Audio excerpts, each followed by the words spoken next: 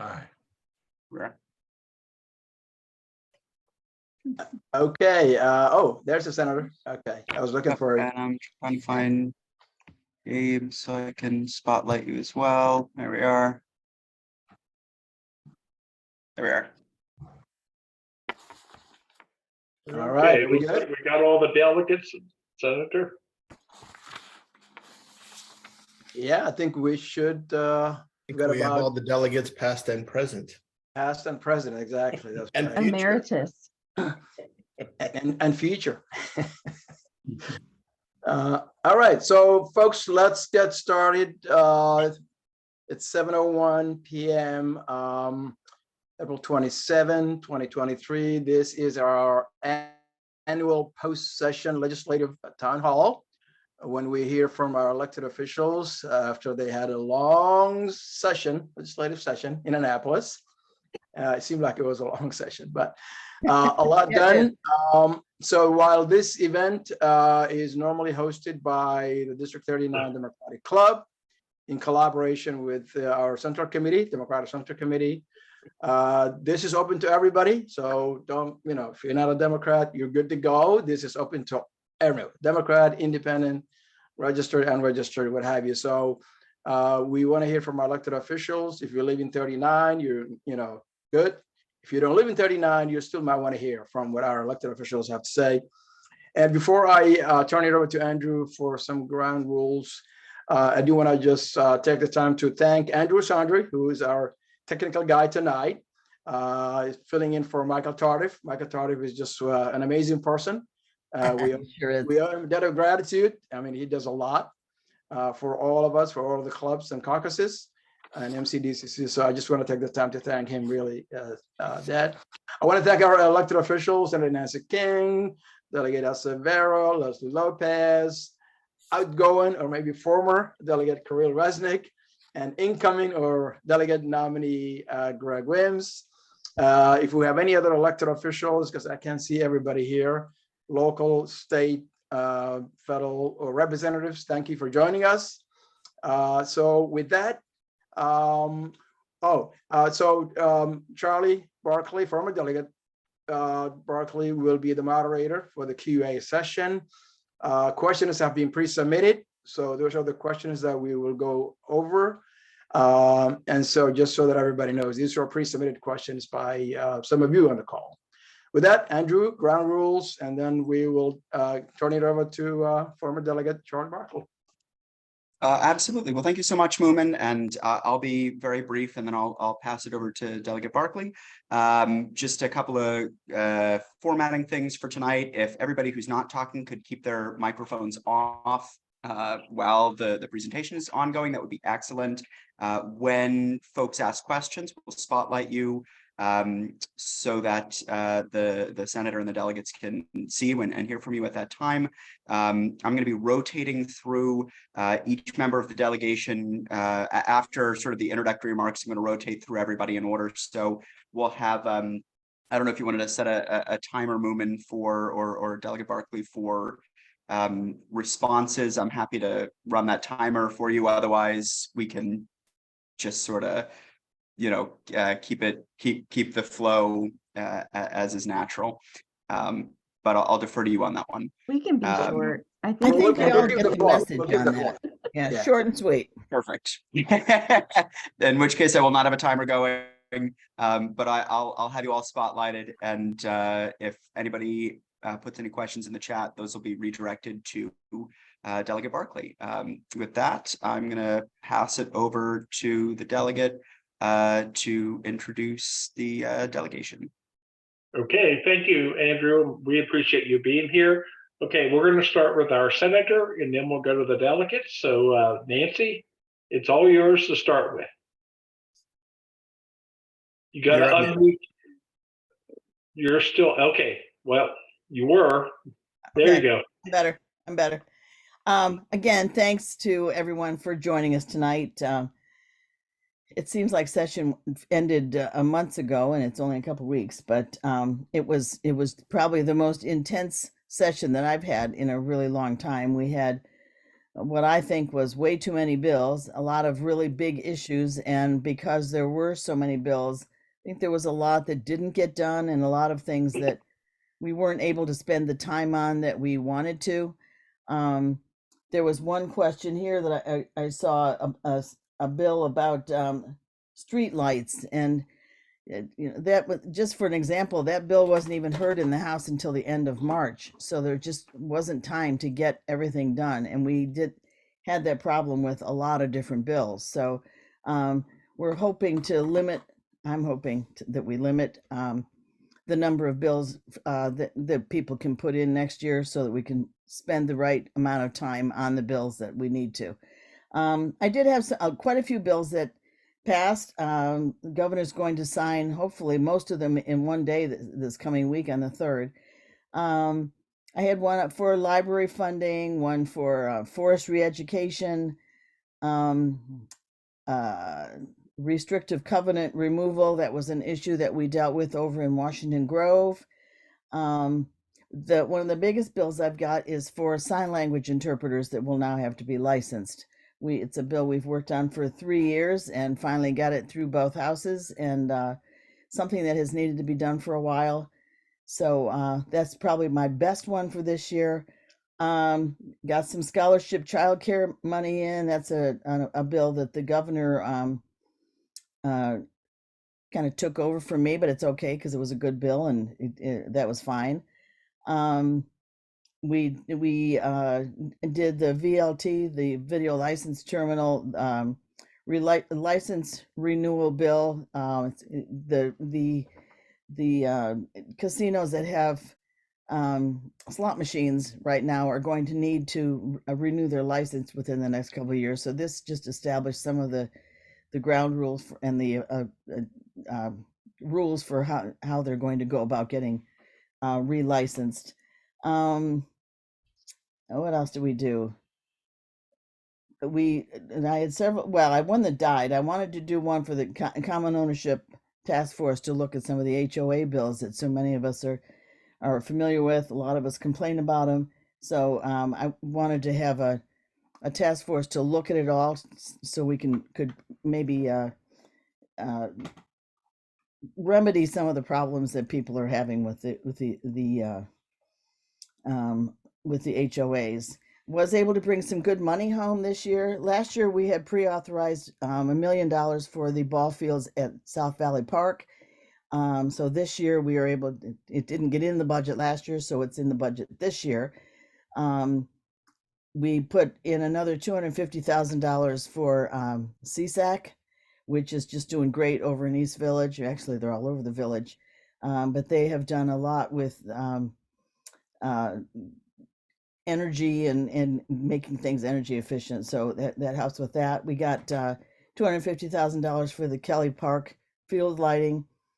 We also got between Leslie and I think we got it together, the Quality Childcare Development Center that is going to happen over in our part of Gaithersburg, actually.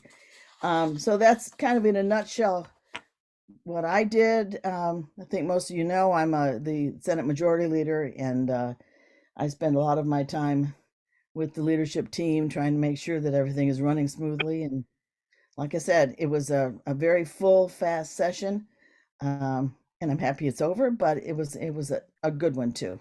So there's mine. Thank you.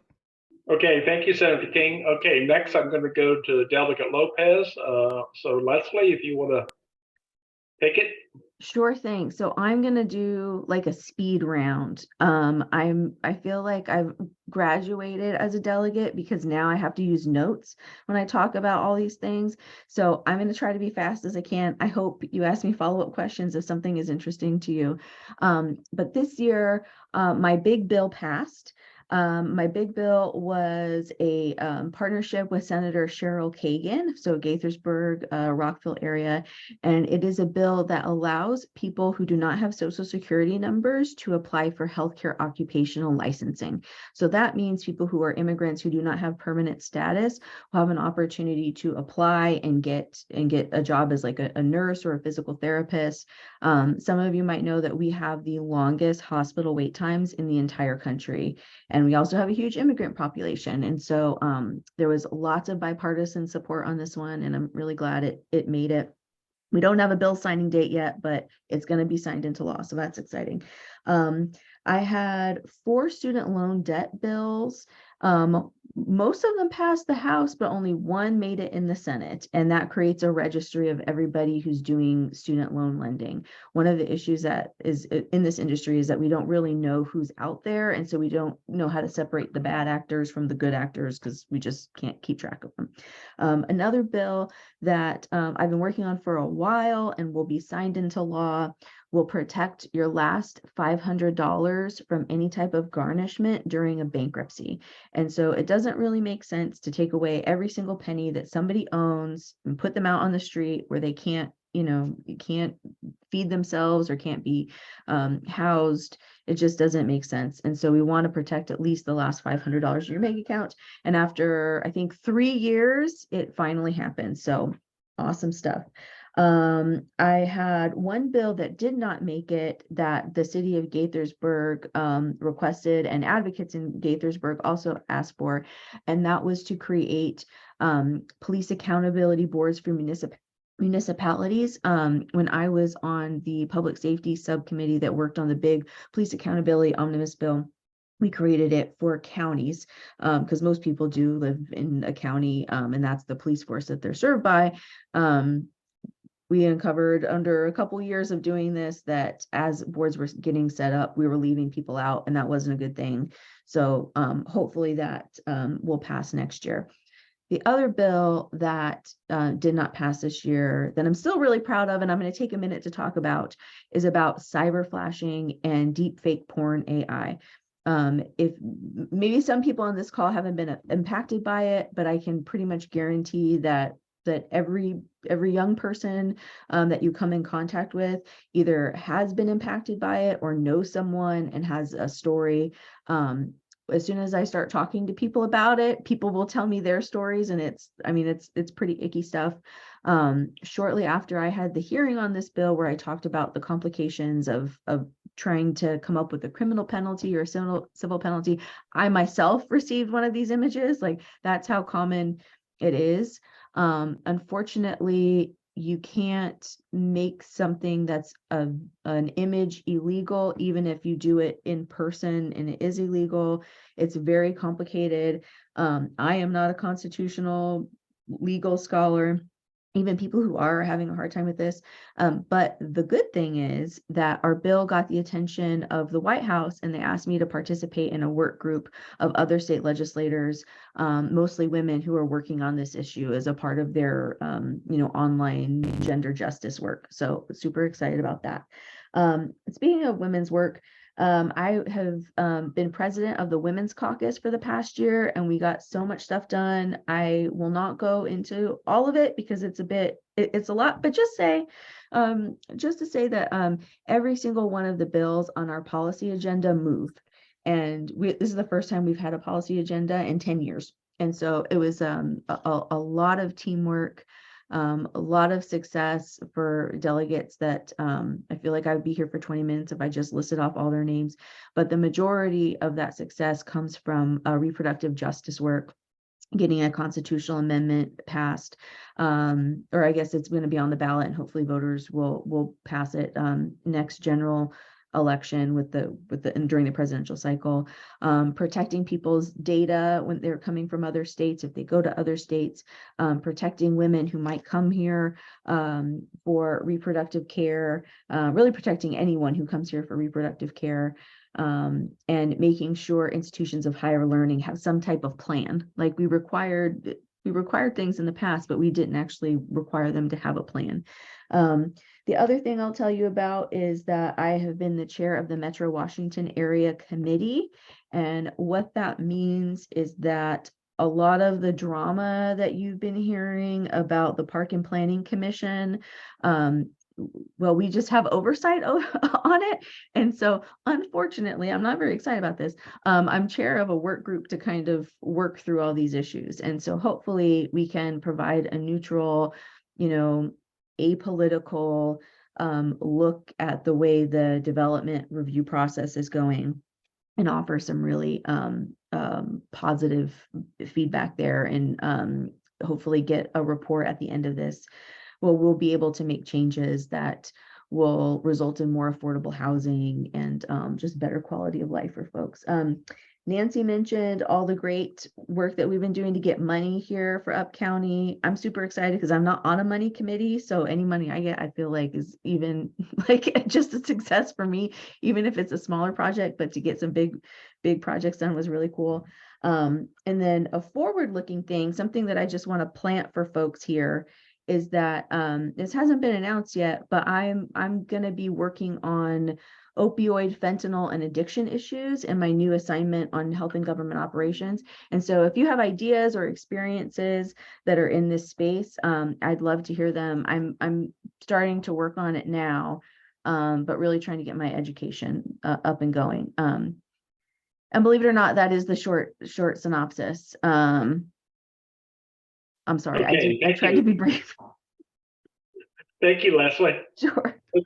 Okay, I'm going to go to Delegate Asa Bear. Gabe, it's all yours.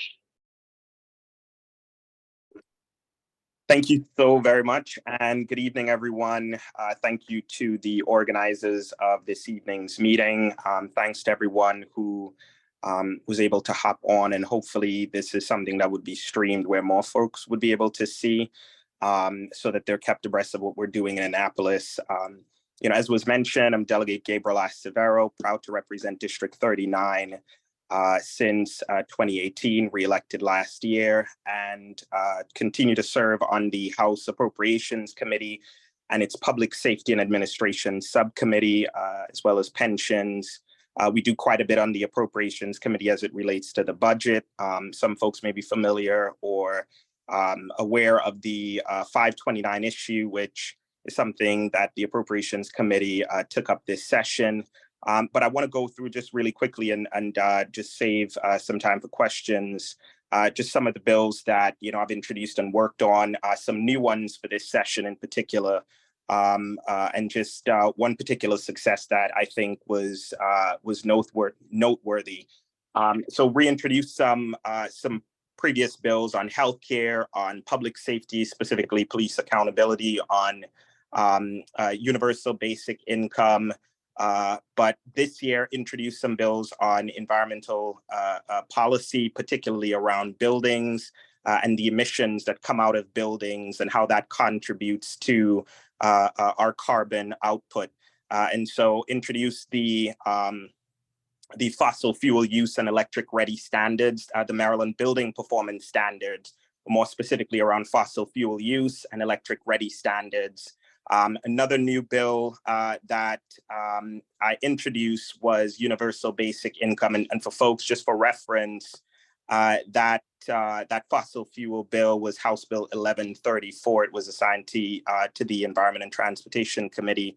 Another new bill that I'd introduced was UBI, or Universal Basic Income for Transition Age Youth. It essentially would ensure that as youth are aging out of Maryland's foster care system between the ages of 18 and 31, which studies continue to show, where a lot of foster care youth are vulnerable and financially insecure, that we here in the state of Maryland are doing all that we can so that folks can have, particularly our foster care youth, can have direct cash assistance monthly from the time they turn 18 to the time that they turn 21, that direct cash assistance is something that's provided. Another new bill that I've introduced,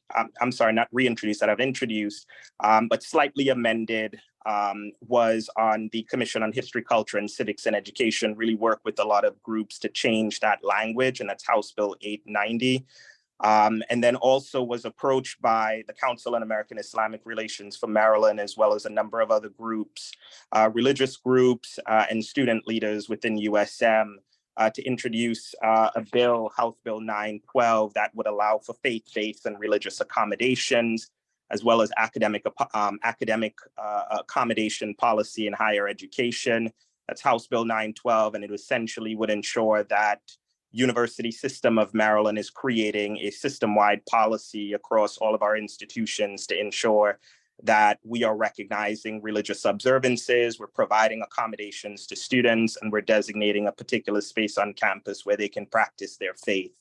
In addition to that, introduced, which is, falls under the criminal justice piece of it, a bill that I've been in discussions and working on with Senator Benson, and that's the Maryland Second Look Act. It's House Bill 1263 that would ensure that we're doing more to help those coming out of our criminal legal system, but particularly those that are in our criminal legal system where their cases can be allowed a second look by a judge who can adjudicate, can determine whether this person is eligible for early release or not.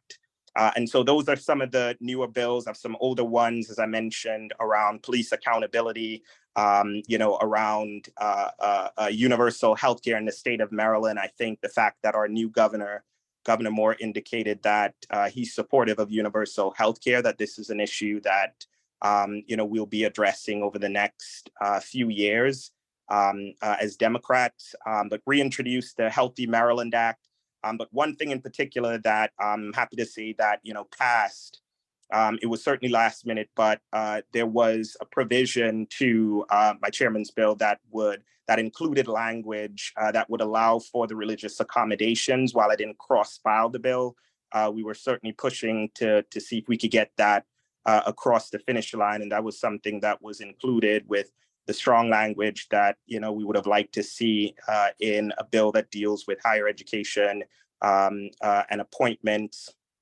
And so that was passed. And so now, Maryland, along with, states such as Michigan, have a higher education academic accommodation policy when it comes to religious beliefs and faith-based beliefs.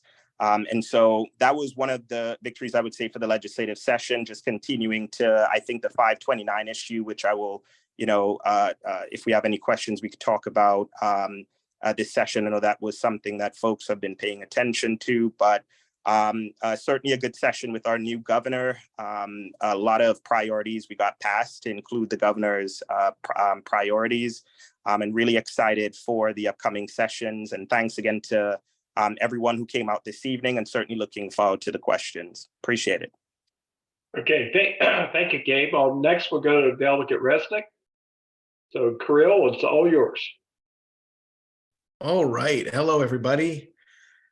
All right. I'm going to take a minute. So I apologize, but I'm going to take a minute because this is my swan song and you're never going to have to hear from me again. So, so I'm going to talk a little bit about this session and overall. I think I'm just going to start.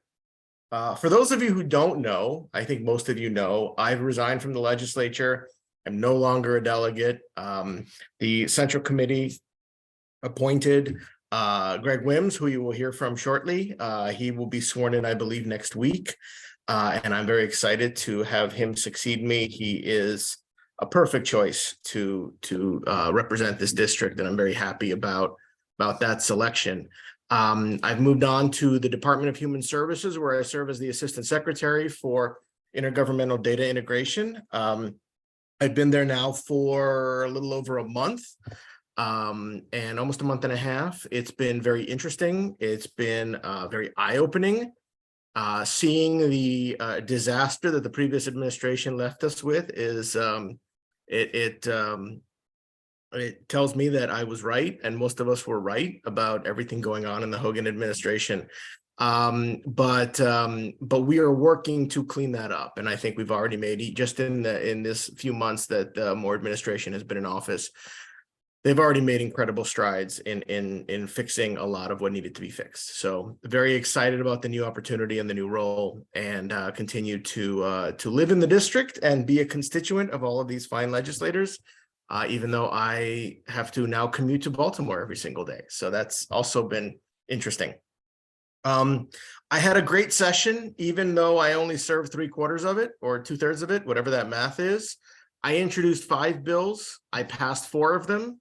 all 4 of my bills passed after I was already gone, which was also very exciting. I think it's a little bit of a testament to the fact that people still like me. To quote Sally Field, they like me. They really, really like me.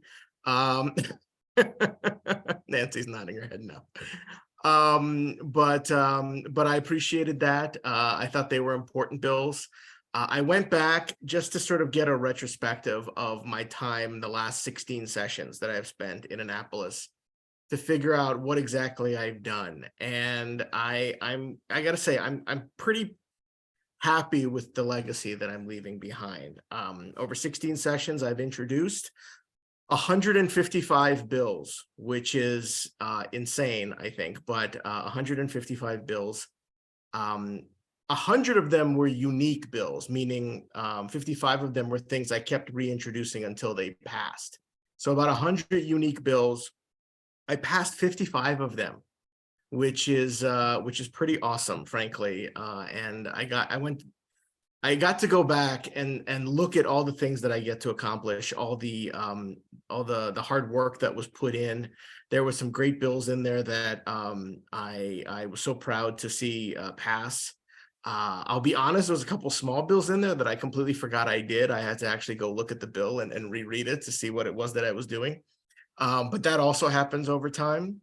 And then in addition to the 55 bills, there were 9 bills that I put in that didn't pass, that in one way or another were implemented. It was either through a different bill, through somebody else's bill, or through regulation, or in one case, a treaty between the United States and France. Hang on, my dogs are barking. Tink! Sorry. So essentially, like 64% of the things that I wanted to do, I got done, and that was really exciting. And I'm happy to talk about any of them, even the things that I had to refresh my memory on. This session, I passed, like I said, 4 bills. The 4 bills are, Nancy mentioned one that I cross-followed with her, which was bill requested by Washington Grove to allow them to do to remove illegal language from deeds, things that were racist or religious discrimination, etc., in bulk, so that they don't have to go one by one to try and remove them from the deeds within city limits. And now any municipality can do that. We're really excited to see that pass. I passed a bill with the help of one of our constituents, Chris Jones, who's on the call, I know, to increase the tax deduction for adopting a child. So if you adopt a child in the state of Maryland, before, you got a pretty skimpy benefit from the state to do that. And we thought that it was important to make it a more robust, help, because there are a lot of costs involved with bringing a child into your home. There's a lot of costs with having a child. So we figured some additional assistance would be great. And that passed. Let me see here. There was a bill to reform the board of the Office of the Chief Medical Examiner.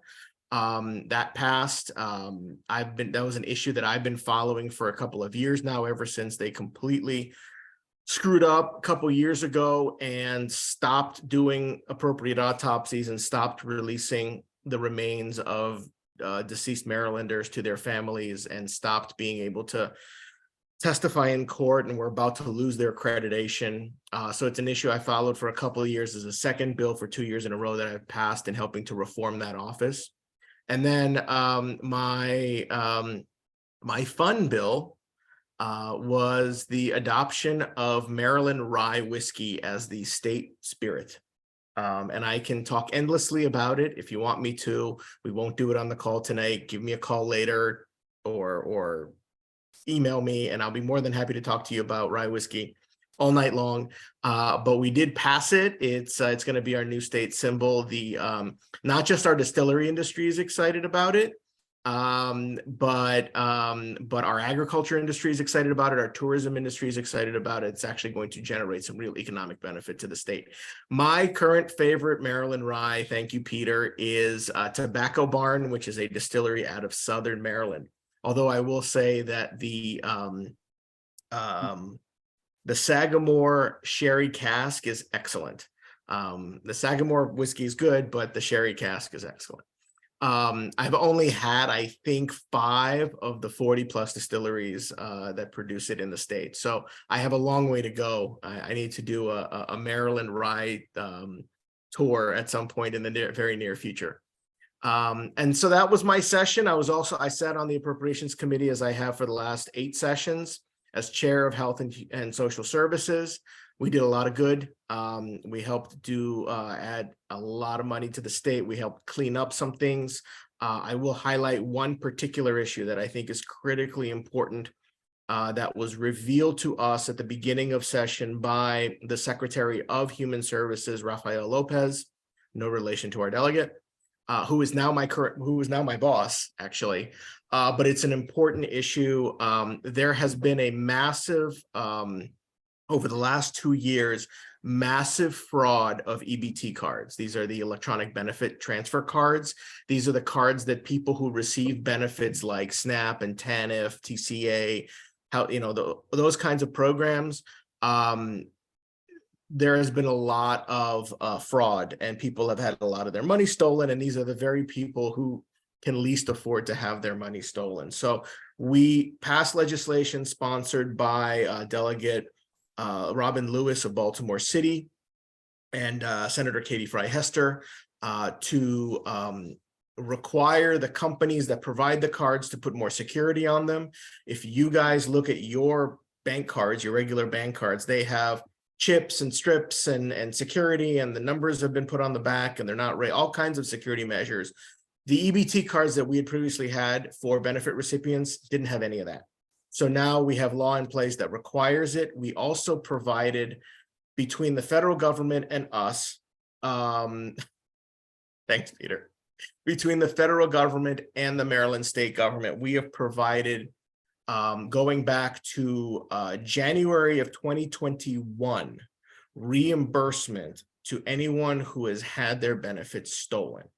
And so we put money in the budget to make sure that happened. That was really exciting. So if you all know anybody who has had their EBT benefits stolen for any reason, whether they were skimmed or whether they were defrauded, whatever it may be, you can get reimbursed, or they can get reimbursed going back January 2021. All they have to do is go to the Department of Human Services website, and or even if you go to Twitter and go to the Department of Human Services Twitter feed, they have plenty of posts about it. You can just hit the QR code and apply to get your benefits reinstated.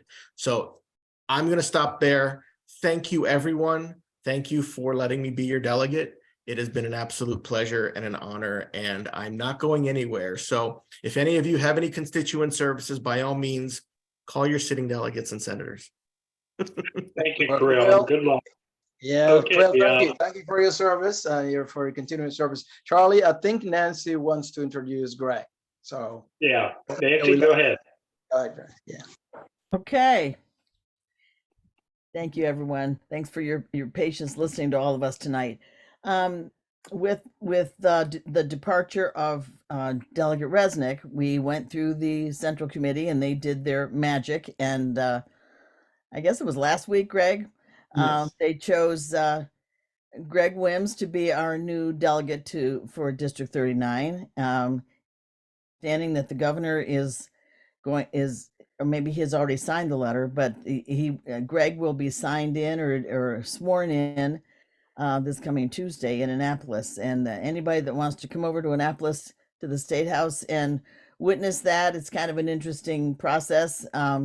Doesn't last very long, but it's kind of neat to be in the State House and watch him be sworn in by the Speaker of the House. So, Greg, if you want to say a few words, that would be great. Yes, thank you very much, Nancy, my senator. First of all, I want to say this is a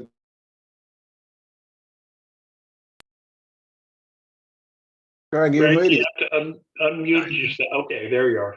Sorry about that. Greg, can you tell them what time? I'm getting questions here. What Yes, time the I was swearing in gonna will be? say Tuesday, 10 o'clock, and the speaker did tell me it goes fast, as Nancy said, so all of you are invited to come, but for those who cannot, it will be live streamed, and all of you know how to go online, so Tuesday at 10. But I wanted to say, again, it's a great honor to represent you, and I have to say, I've worked very closely with Nancy, that's why she introduced me over 30 years probably, with Kirill for, I guess, the last 16 or so years, and Leslie for the last 8 or so years, as well as Gabe. And so, because my church, all of you have come to my church, Goshen United Methodist Church, right there at Stewarttown Road and Goshen Road. But I have to say that, and I'm not going to talk long, just to say I'm going to work as hard as all of the ones you just heard. But for Kirill, I just left Montgomery College. They had a fentanyl discussion, and they gave away Narcan to over 300 people were there at 6 o'clock the night before this. And they talked about you. I went to Seneca Park there in what used to be called Cinnamon Woods. They talked about Kirill. So everywhere I go, they're talking about you. And I have to say, I have some big shoes to fill, but also for the whole delegation. I just heard all of you talk about the bills you put in, the bills that you sponsored, and I look forward to being a team player and making sure that we represent District 39. So that's all I have to say, and thank you all. And Kirill, thank you very much for your service. Okay, thank you, Greg. Okay, at this point, we're going to go to questions. Now, I got about 10 questions, but we're not going to get to them all because we're going to try to finish by 8:30. If you don't have anything to say on the question, that's okay too. Okay, I'm going to start with an easy one. My first question is, how is the legislative session different for you now that Wes Moore is the governor? Nancy, you want to start? Sure, I'll start. I've been there a while. I just finished my 20th year in the legislature. So I've been there with Republican governors and I've been there with Democratic governors. And I must say, it's a much more pleasant job with a Democratic governor. Isn't that a surprise? But just the difference between this Wes Moore as governor and Larry Hogan as governor.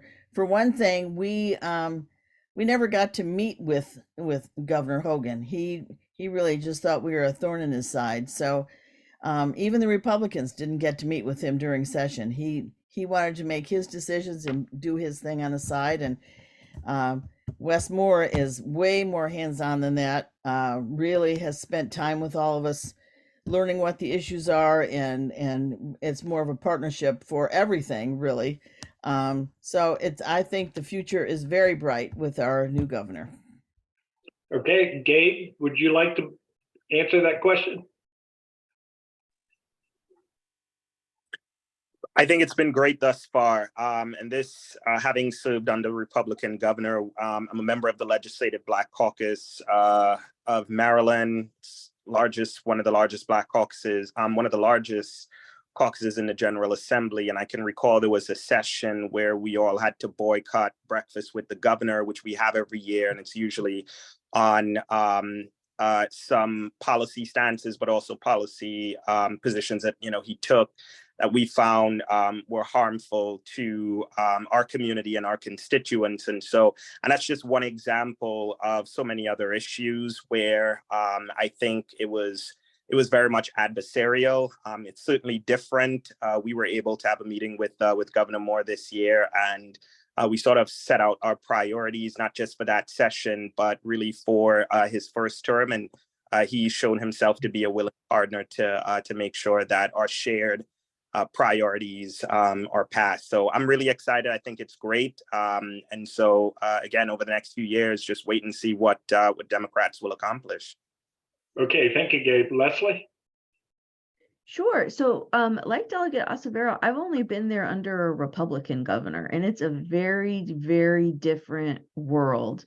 Not just in like the feeling and interaction that you have with the administration and their presence, but also just the possibilities and the different ways you can get things done.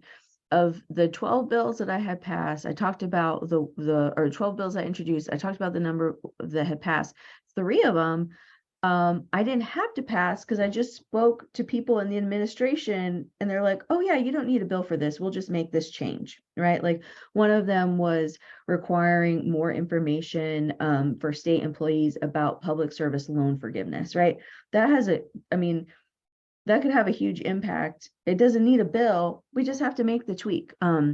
During the Hogan years, that wasn't even a possibility. And certainly the first year we're trying to be nice to the Republic or the Democratic governor and get a feel for things.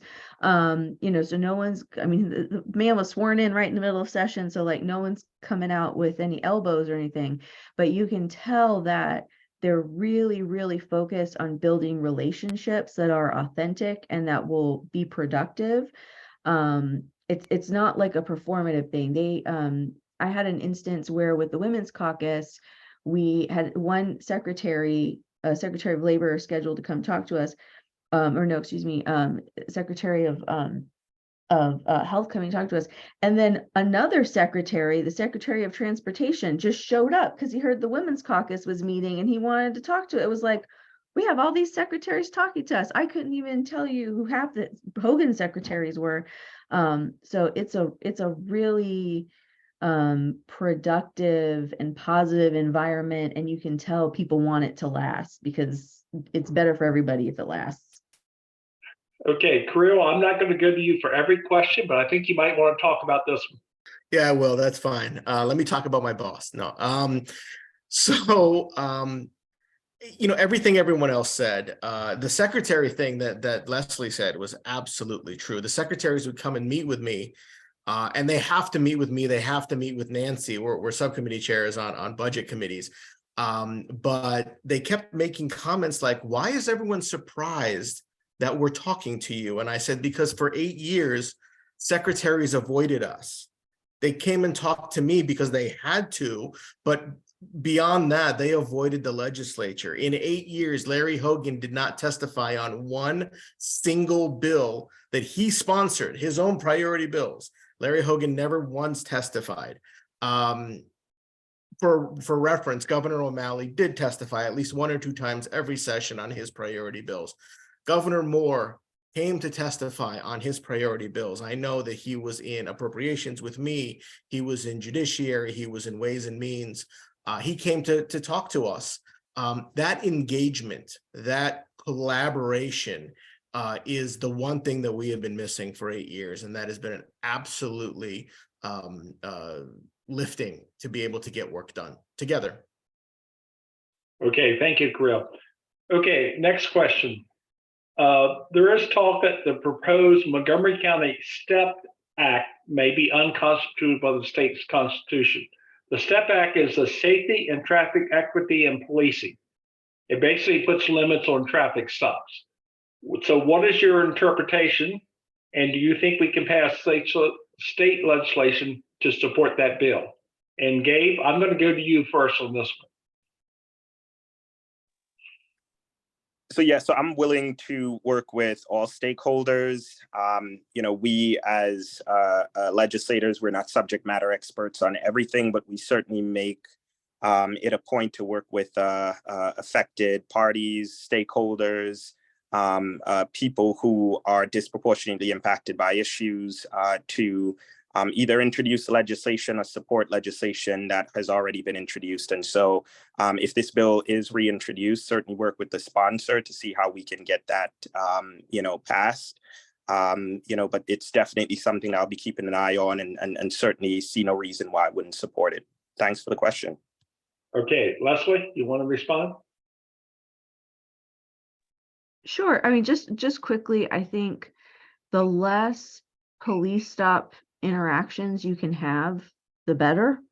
And there's different ways that can be innovative. And so hopefully we can move on the legislation that's at hand. But if not, it's something we just still have to keep working on. Like that's something, and being on the Judiciary Committee as I was for 4 years, you just see all the variables that come into play during traffic stops and police stops. There's just a lot of work that needs to be done. So hopefully if it's not this, we just keep working on it and figure out how to streamline things.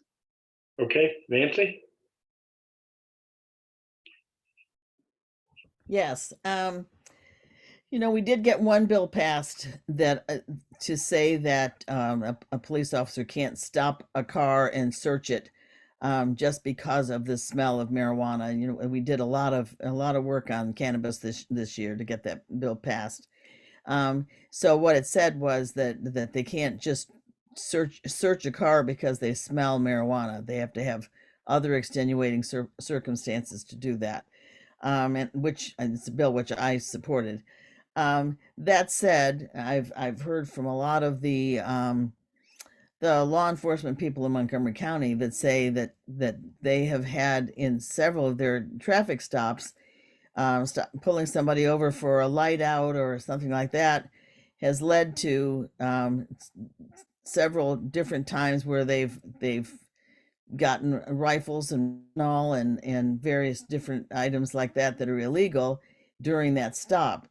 So I don't want to tie their hands and not be able to stop the movement of weapons and drugs. But on the other side of that, I want it to be a fair and due process for people so that they're not just stopping every car they see. So that's where I am.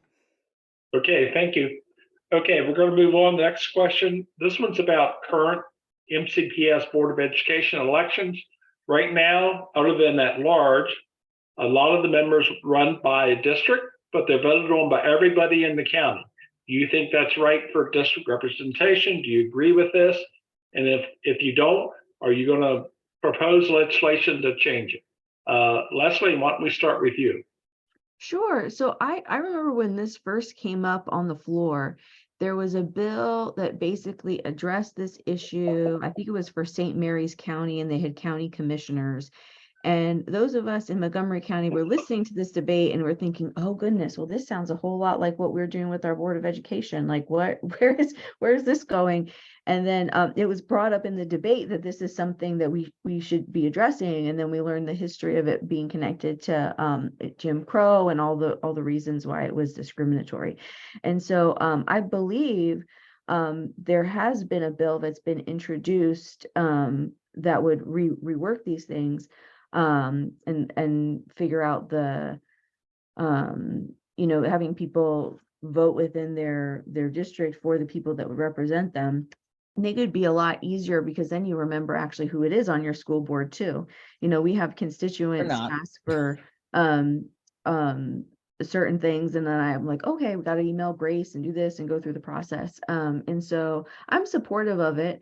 I think I might have even been a co-sponsor of the bill when it was first introduced. It goes through, I believe, Ways and Means. And so if my memory serves me correctly, I won't say who it is that I think is the person who introduced it because I think I'm going to get it wrong. So. Okay. Charlie, thank you. can I answer that, Charlie? Nancy, go ahead.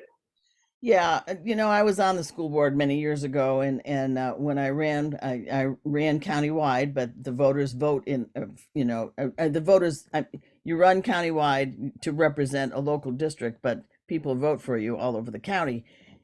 And the only, I have mixed emotions about it, but I do know that the school board is supporting it now because just make it so much easier running for office. But the only concern that I have about it is that if you are just running for a seat for your local area,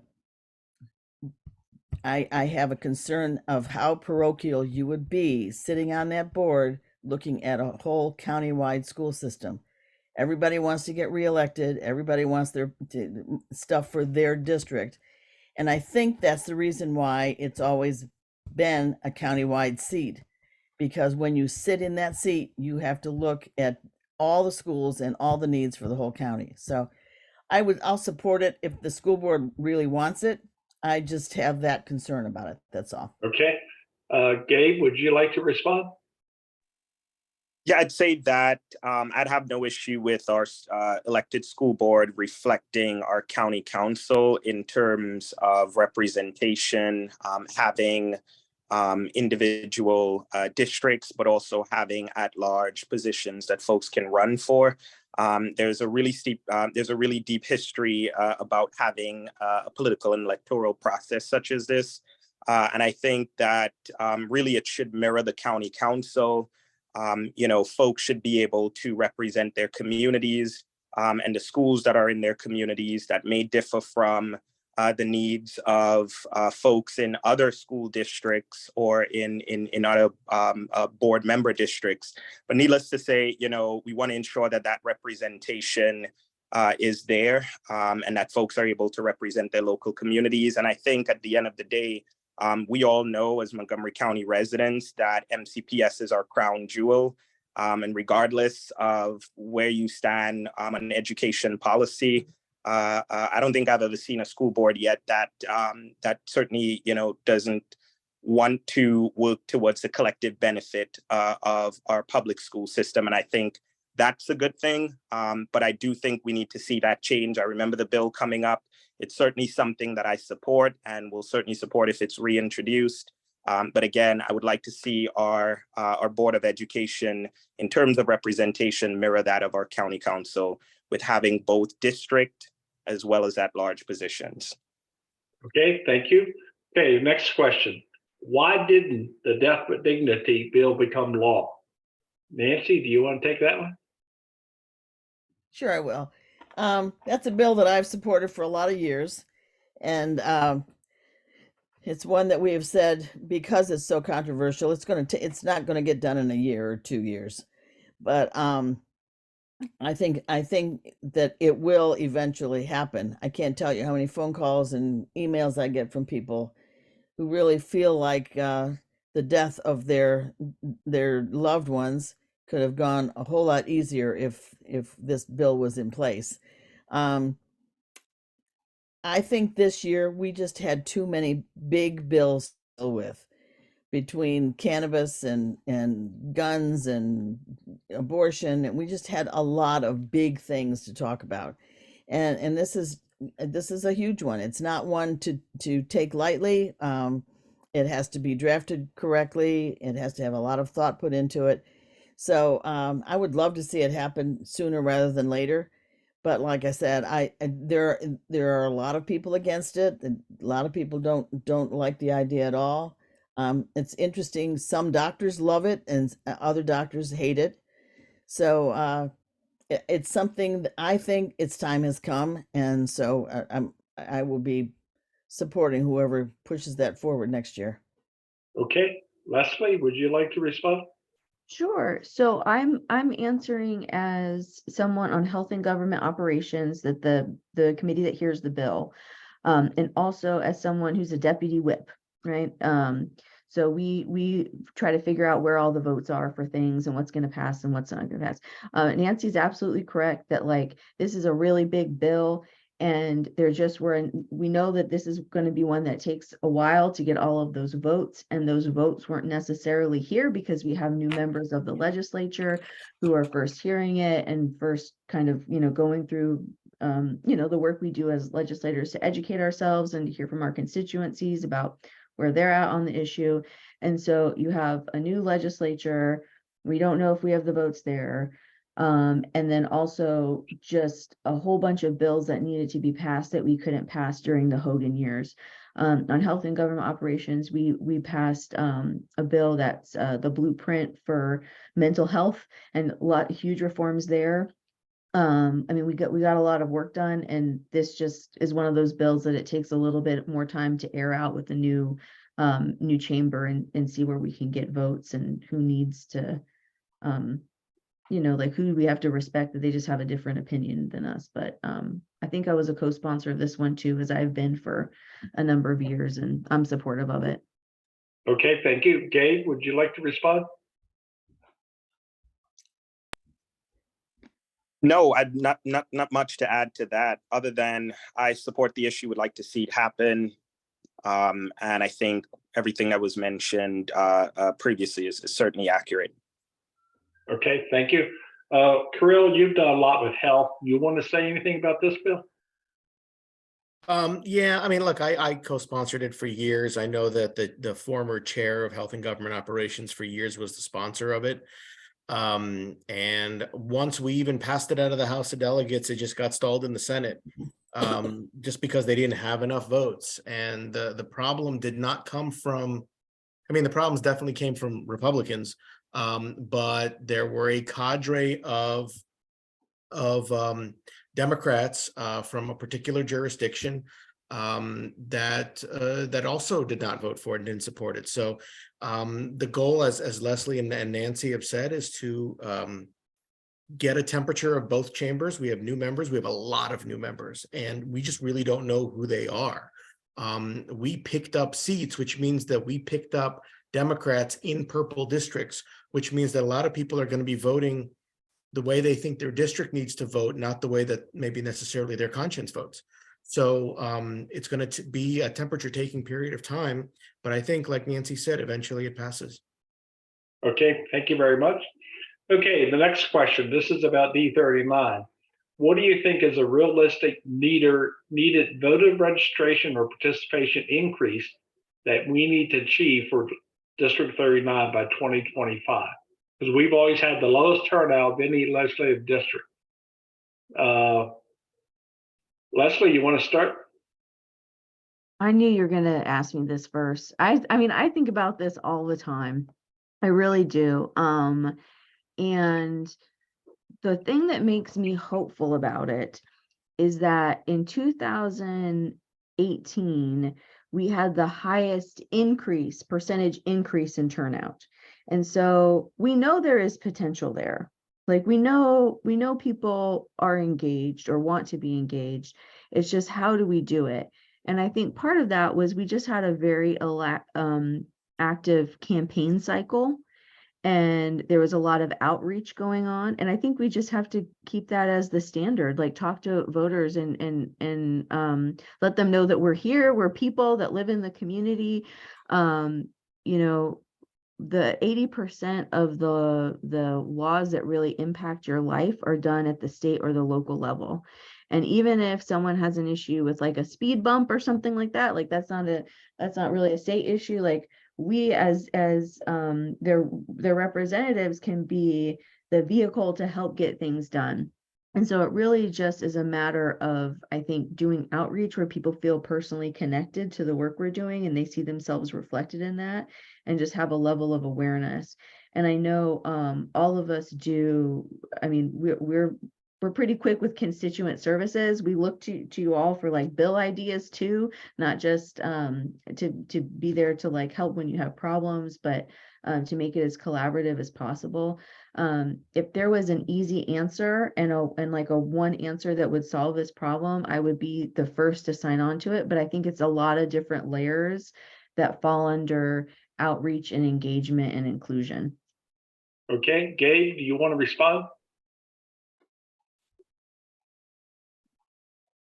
So I think there's a lot to that question that, really, I mean, we just don't have enough time on this forum to really discuss. But I would just say just the continued engagement and meeting people where they are.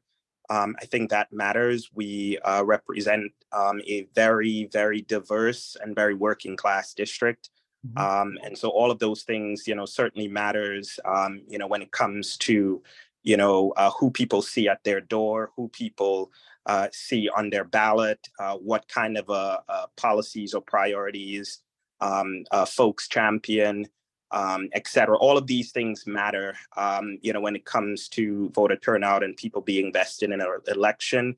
And I think if people don't see themselves represented, whether it's in candidates or on, or on the ballot, or see their issues prioritized, and really they have no need and no impetus to go out on election day and to engage in the democratic franchise, right? And so there's just a lot of work that we still need to do. It's certainly a larger question for that we could have a discussion about at another time. But right now, I think it's really meeting people where they are.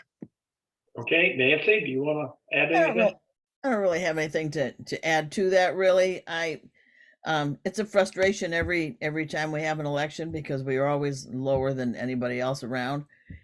And I'm always amazed. I do a lot out here in the community, especially in Montgomery Village, and I'm always amazed at how few people, even know what a senator is, let alone, what I can do for them and stuff. So I think for us, it's a lot of public education to our community and our constituents as to what we can offer and what is there. So, Okay, yeah, we got to thank keep it you. up. That's all. Creel, do you want to respond to this one? I want to add one little thing. I agree with everything everyone said. And this what I'm about to say is not necessarily District 39 specific, but I will put in a plug to my elected officials who are on this call.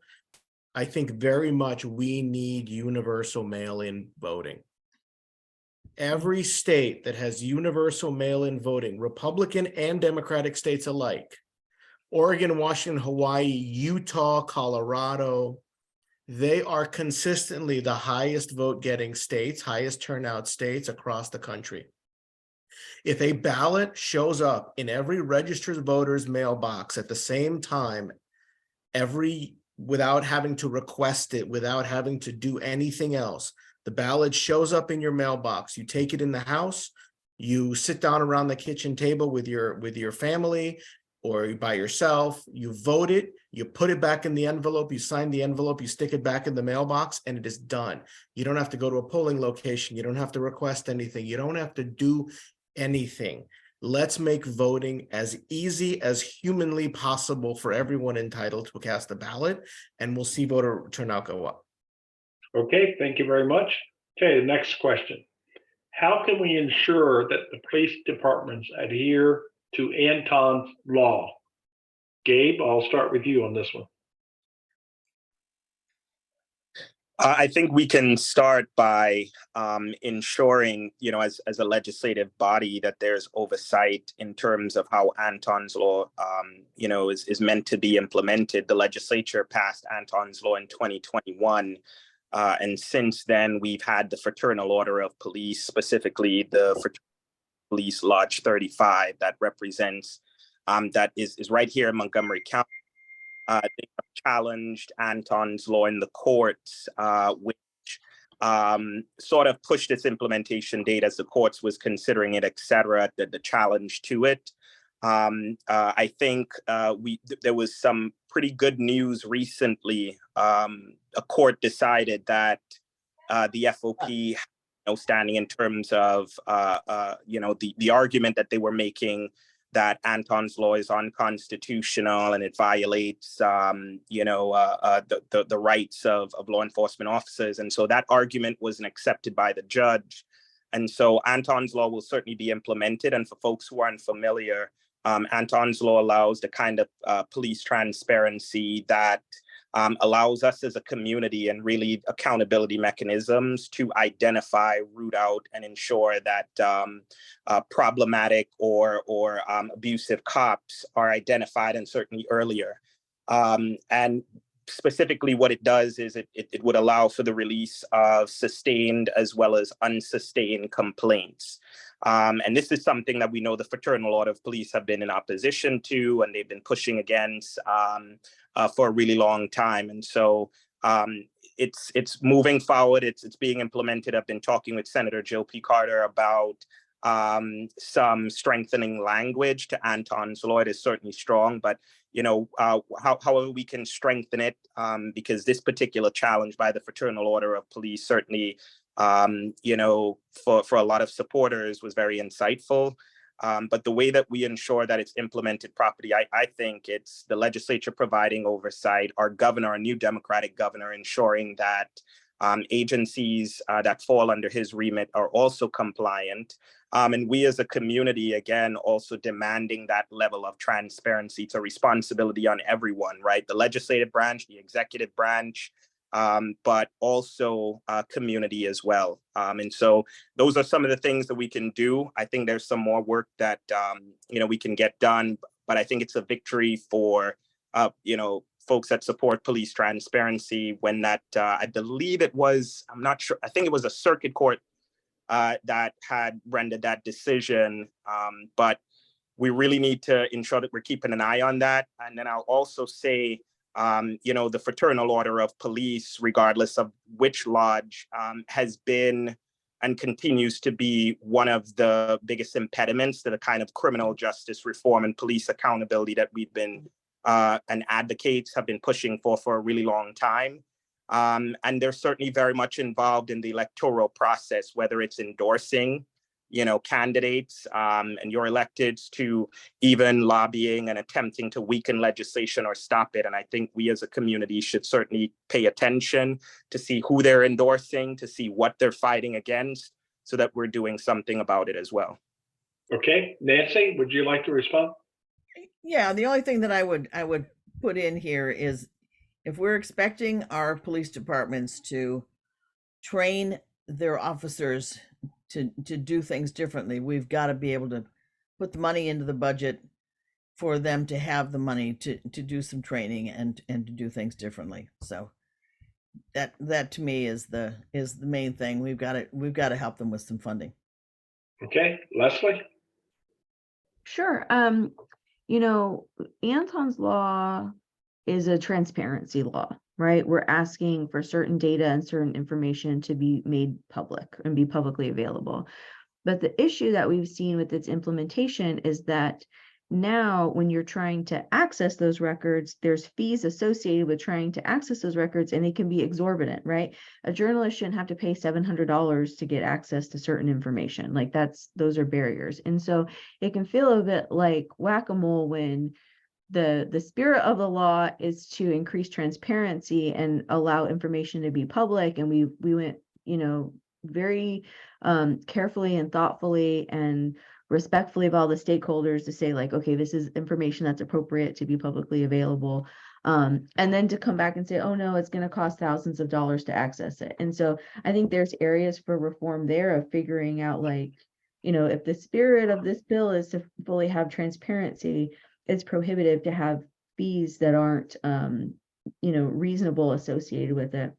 I think that's one way of doing it. Another thing is, like, anytime when it comes to compliance, not just like, policing or anything, it always comes down to, like, if you're not doing what we want you to do, then the state withholds money. Like, that's how oversight works in a lot of ways, right? I mean, things are reformed where they're just not funded in the same way. So, not in terms of policing, but just in general, that's how it seems to work. Okay, thank you. Okay, next question. What happened to the Empower bill that would have focused the efforts on GHG emissions rather than reducing the energy bills? Nancy, you want to start with that one? Well, I don't know a lot about it because I've spent the last 3 months working on the budget, but I do understand that it was a bill that was in Brian Feldman's EEE committee, and it never got out of there. And I don't know the reason. I just do know there was so much that came over late from the House, for one thing, but there were just too many bills, and they couldn't do all that needed to be done for it. So that's probably why it ended up sitting there. Okay, Leslie, do you want to add anything? Yeah, unfortunately, none of us are on the environment committee, so we don't have like the inside baseball about what happened. But I think Nancy's right that I think there's just a lot going on, and that was one that didn't make it through because there just was a lot of other priorities. Like there's a bill signing that just happened. I think it was last week or maybe it was this week about offshore wind. And there's been a lot done in that space. I think this was just one that wasn't, it might have just taken a little bit longer to iron out and didn't make it over the finish line. We also had more than 2,000 bills, so a lot to do in that very short amount of time. Okay, Gabe, do you want to add anything? Nope. Okay. Pretty Thank you. good. Charlie, can I just say something here? Greg, Sure. You've been sitting there. We haven't given you much of a chance to speak. If you've got anything you want to speak up about, any of the issues or anything, please feel free to join us. I don't want you to feel shut out of this thing. Thank you very much. The only thing I would say, because I want to hear from all of you, is that I am on the board of the Alliance for the Chesapeake Bay, and the environment is a big issue for me. So Leslie, hopefully the speaker will give me a chance to be on that. So I'll just say that, because as we know, it's the speaker's decision. So thank you, though, Nancy. Okay, and Greg, I know you're not answering the questions, but at the end, we're not going to do closing arguments, but I'm going to give you a chance if you want to talk about what you look forward to doing in Annapolis. We'll do that a little bit later if that's okay. Thank you. Okay, next question. How do you plan to continue supporting the immigrant community in District 39? Nancy, you want to jump in? Sure. I one of the ways that I support the immigrant population, and I will continue to do that, is I try to give as many of my scholarships each year to the immigrant population, to see as many of the kids that we have um, getting to move ahead and go to school and get as far as they can with their education. That's a big priority for me. Plus, I sign on and support all of the bills that come out as far as the immigration population. So I've been doing it for years. I've worked with all of them. Teresa Wright and I have been arm in arm for many years for her kids, and it's a huge population that we cannot ignore. So I'll do about anything I need to do to help them with their education. Okay, Gabe, do you want to add anything? Sure. I think first, proud immigrant and proud to represent a district that has such a growing and a thriving immigrant community. I think when it comes to the priorities of the immigrant community and immigrant justice, it's really about centering the voices of immigrants, particularly as it relates to legislation. I think Maryland is one of the states that, compared to other states in the union, I would say is certainly been very favorable to immigrant communities, and the legislation that we've passed time and time again. The state legislature, the General Assembly, has passed time and time again. I will say that there was one bill in particular that I know, is a priority for the immigrant community. I've gotten emails from constituents about it in District 39, and that's healthcare for immigrants. That it was a bill that was introduced this year that would essentially allow, immigrants, particularly undocumented folks, Marylanders who live here, to be able to buy into the exchange. And so while the bill passed the House, unfortunately, it didn't make it across the finish line in the Senate. I thought that was particularly disappointing when you read some of the heartbreaking emails that you get from constituents, to include in District 39 about, healthcare. I got an email from a constituent sharing that his dad was, diagnosed with cancer, and just having to navigate not just doctor visits, but payments and finding the money to be able to pay for that. And I think, I don't need to tell anyone, in one of the richest states in the union per capita, we could ensure that, everyone has access to healthcare. I am of the view that healthcare should be free at the point of service, regardless of, income, zip code, or immigration status. But I recognize that until we get there, we need to ensure that we're continuing to make it possible for more people to buy into the exchange, to include immigrants. That didn't happen this session with the healthcare bill. I know it was a priority. It got very tense for a lot of immigrant rights advocates in Annapolis. So that was disappointing for me, and particularly for what we could have done for immigrant communities. But I recognize that, look, we're going to come back. We're going to keep pushing for this, but we got to start listening to immigrant communities more. And healthcare has to be a priority for us next session. No question about it. Okay, Leslie. Thank you, Charlie. As I mentioned in our opening remarks, my big bill this year was for the immigrant community. And everyone in the state too is impacted by healthcare occupational shortages. But it's really important that we figure out how to come up with culturally competent healthcare workforce, particularly around the area of mental health. And to me, this seemed like an obvious solution there. If you have people who are trained and ready to go and are qualified and meet all of the qualifications at the federal and the state level for these jobs, then we should create an easier pathway for them to be employed and to be serving our communities.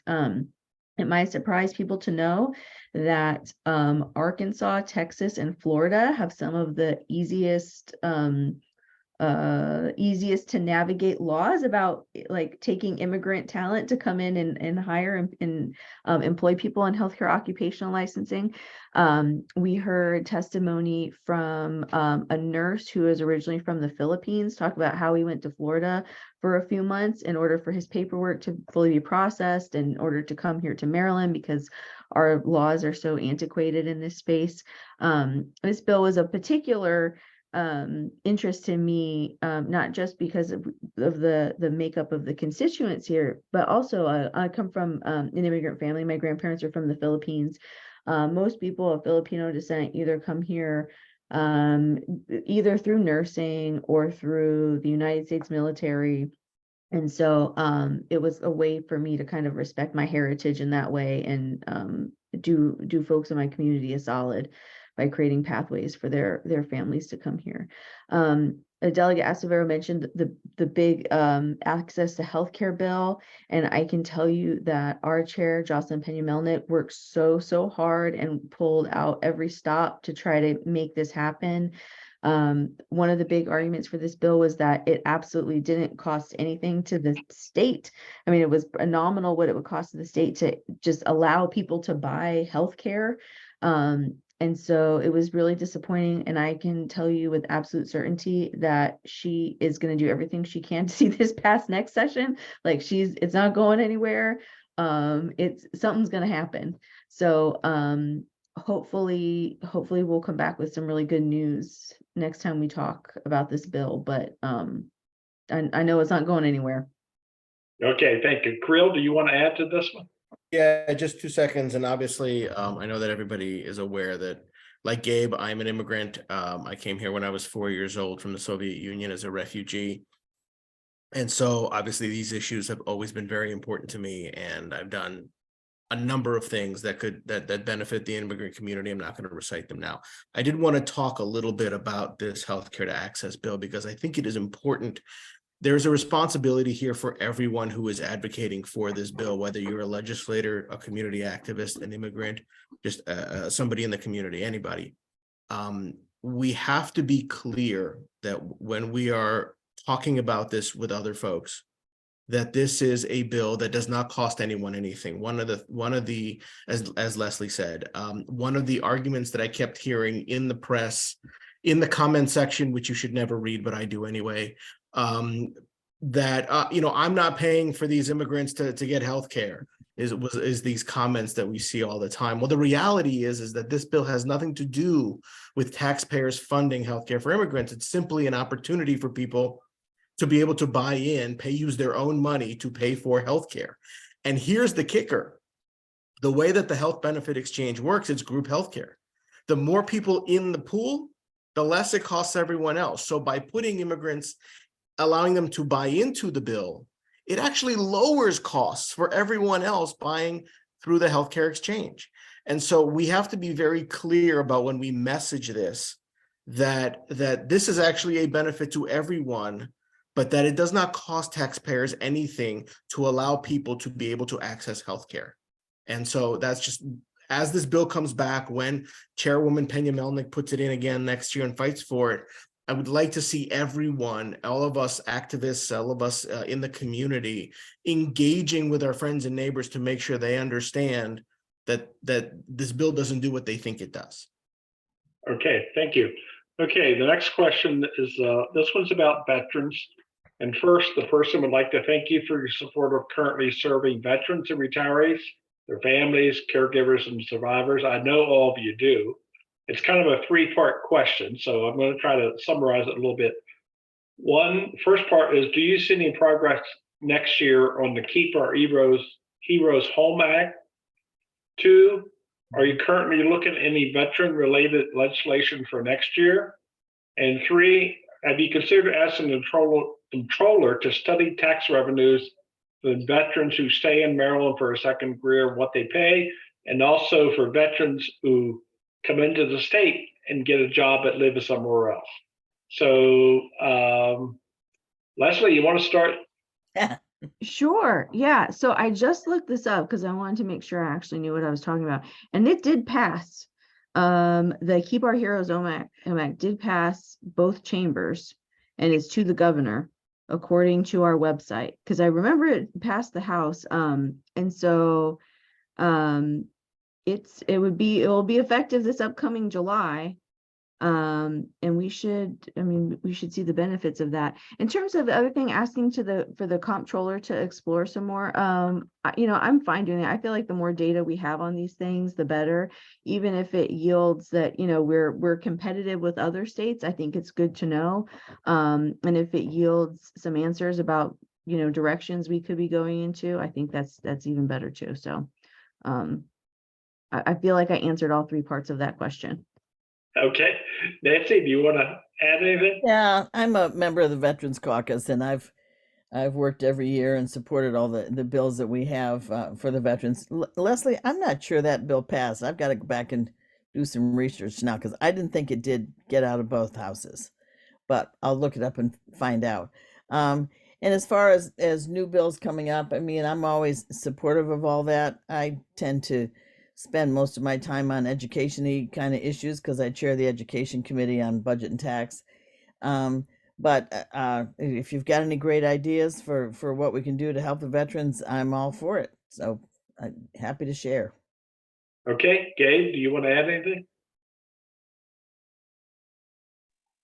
Other than I support our veterans, in our state, across our country. I think what we did this session, related to our veterans, we did some really good work. Proud to have voted for the Healthcare for Our Heroes Act. I think, the fact that we have a good number of members of the legislature who are veterans and a governor who is also a veteran, I think that really bodes well for legislation for our veterans, both in our state. And my hope is that, it would inspire the state legislatures to take action, in this space as well. But just proud of all that we've done, and we'll certainly continue to support our veterans. Okay, thank you very much. Okay, we got one final question. Discuss House Bill 546 in regards to street lights prospects for next session. Nancy, you want to talk about street light? No. This is a bill that Aaron Kaufman put in, one of our new delegates, and my understanding is that it didn't get heard over on the House side until like March 30th.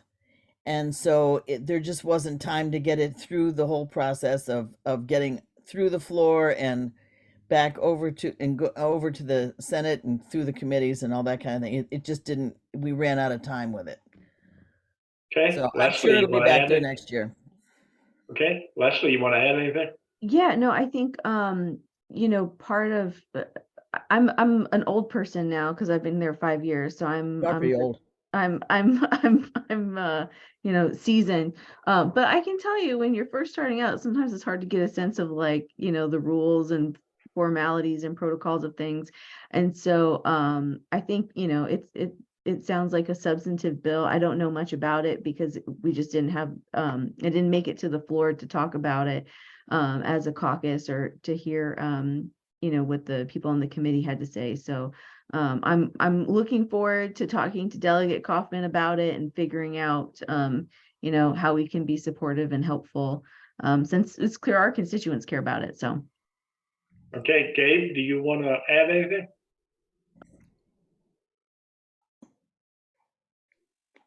I will be keeping an eye on the bill, and it certainly sounds like something that I would be supportive of. I think we definitely need to get some more street lighting, in all parts of our district. So we'll be keeping an eye on it. As I said, it certainly sounds like something I'd support. Okay, that's all the questions I have submitted. So Greg, I'm going to go back to you. If you want to give us a couple minutes about what you looking forward to in Annapolis next session, any issues you want to work on, things you're going to do back here in the district, now's your chance to do it. Okay, thank you. As I said earlier, just so excited to be able to, at this level, represent the constituents of 39. I have to say, let's go to the veterans first of all. My family is a veteran family. My 3 brothers, one served 20 years, the other three served 4 years in the military. And the only reason why I didn't go in is I'm legally blind, as some of you might have said, in my left eye, so just the one eye. So that's one of the things that will be on my agenda. Secretary Rogers and I talked yesterday. He's promised me he's going to come into our district to do something, have a town hall or something with the veterans. Also, in my whole life has been about solving problems and helping. And I want to give the kudos to all 3. Well, Nancy, the senator, and the 2 delegates, and of course, Kirill, for what I call constituent services. I've had calls to come in, and one was that the ID, someone stole the ID of a person. They couldn't get uninsured funds. So we called Nancy on that, but there are others that Kirill's worked on, as well as Leslie. So I want to be known as a person that will in fact work with the constituents, try to solve their problems. That's something I've done all of my life. And then the other is very simply, there are issues that have come up, and since I've only been elected, I guess, 2 weeks, but a couple of Black fishermen have called me. They have charter boats. And they said, Greg, nobody's paying attention to it. This is Maryland Natural Resources. We can't get the license to go out in the deep water and to make the hundreds of thousands of dollars that our white collar folks do. And so things like that, when it comes to my attention of discrimination and so forth in the state of Maryland with the government, I want to be working on those types of issues. And of course, in closing out, you know about healthcare. And the other is voter registration. The last thing I will say is about maybe 14 years ago, when President Obama ran for president the first term, I was a volunteer at the Democratic Central Committee. And they asked me to co-chair with a committee member, the voter registration drive. We together registered 12,000 new voters in that summer, basically. And this is the kind of thing, because the question came out about 39 and our low voter registration and participation. I think that's something that I like to work with my colleagues on. And I believe strongly in my heart that we can get those numbers up and we get more people participating and voting. So thank you. That's just a little short summary of some of the things I would like to do. Okay, I want to thank all of our team. We've always had a real good team in District 39, especially way back when that Barkley guy was there. But Nancy, you've now equaled me with 20 years in Annapolis, so I guess you're going to finish with a little bit more than what I had. But right, I want to win the thank prize. you all. I know I'll be seeing you a lot over the interim, so I look forward to it. And I just want to say one other thing before we sign off. A good friend and a longtime volunteer of us, Daryl Anderson, passed away not long ago. They're having a memorial service on Saturday at 2:00 at McCaffrey Hall in Washington Grove. So if any of you can stop by, that would be great. I think it's going to go 2 to 6. There's kind of a couple different parts of the program. But Daryl did a lot for District 39 and also a lot for the Central Committee in general as the chair for many, many years. I miss him, and I know a lot of us will miss him for a long time. If you can get a chance to come by and say something to Paula, I think she would really appreciate it. So to y'all, good night. Charlie. Andrew, thank you for doing everything with us. And Charlie, I have to thank you. Yeah. I'd like to thank you. You did a really good job with the Central Committee when we were choosing the new delegate, and you did a great job tonight. So now you're hired and you can do this job forever. That's it. Yeah, That's exactly right. I want to be paid more. Okay, thank you all. Good night, everyone. Take care. Have a good evening, everybody. Bye-bye. Thank you, Andrew. Thank you, Andrew. Thank you.